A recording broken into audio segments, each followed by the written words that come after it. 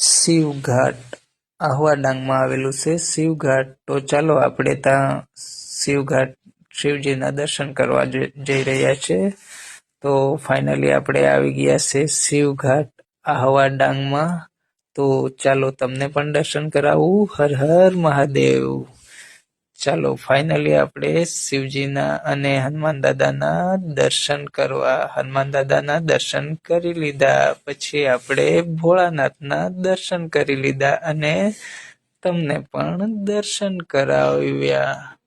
તો આપણી ID Anil મહાકાલને follow કરી દેજો આવા જ વિડીયો જોવા માટે.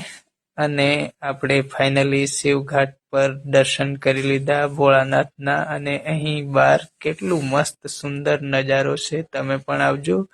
પછી આપણે ત્યાંથી નીકળી ગયા બીજી જગ્યા પર. તમારે આગળના ભાગમાં જોવું પડશે.